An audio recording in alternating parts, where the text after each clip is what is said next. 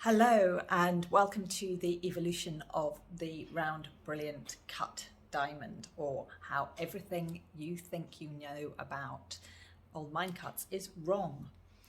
So when we think about the stages of the cutting of diamonds over time, we have to go back to the original rough form of diamonds. And diamonds come in many shapes naturally. They're called habits, but one of the most common is the octahedron, which is like two pyramids on top of each other.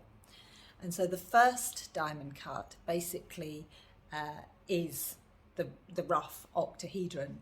It's called a point cut, and it looks like a pyramid, and the bottom of the pyramid is set into the ring or whatever it is.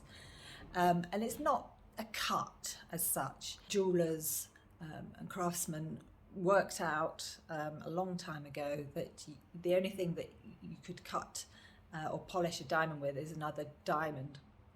So at first what would happen is that they just sort of tidy up those rough edges of the tetrahedron on top, and that is known as a point cut. And it was probably conceived around the 14th century in Italy, it's said, although of course Italy didn't exist as a country at that point. And so you see in these sort of medieval pre-Renaissance rings this point sticking out. So over time, of course, human beings are, endlessly creative and inventive.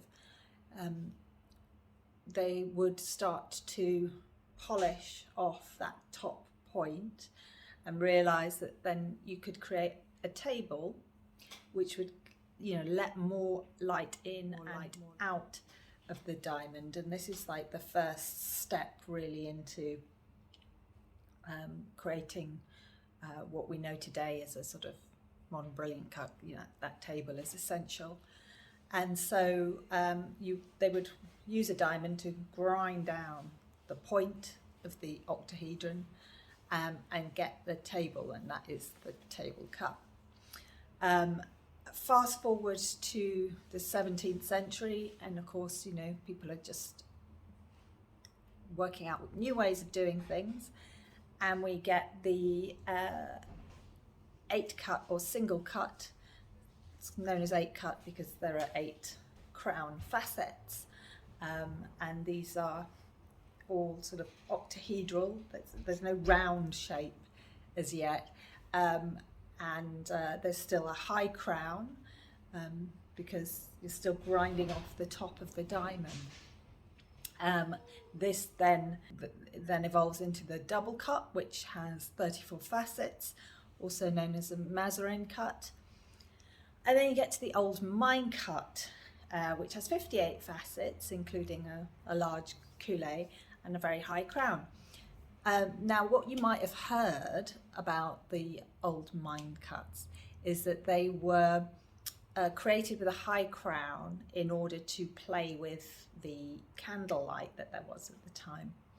And it might well be that, that kind of high crown does interplay with candlelight very well.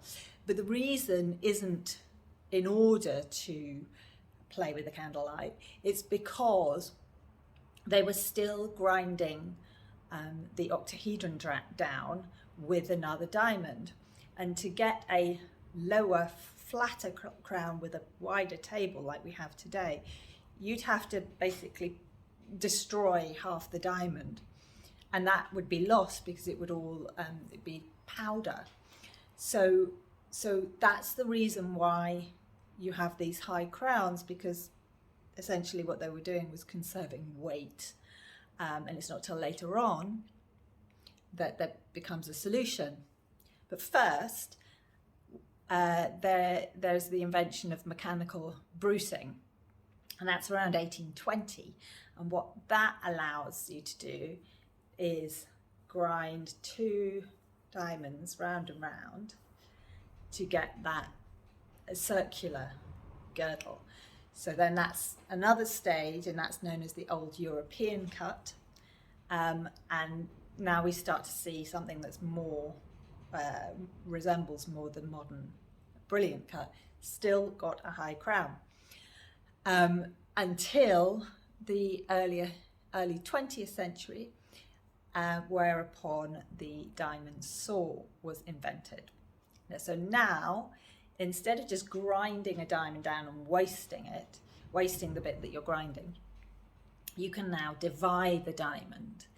And so you can then have two diamonds. And because you're not wasting that top, you can go down further and create this sort of wide table and shallower crown, which gives you that brilliance that, you know, brilliant cut comes from.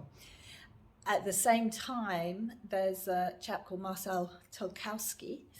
I think he was based in Antwerp. And he started looking at the mathematical proportions, looking at how light is returned from a diamond and creating the ideal proportions.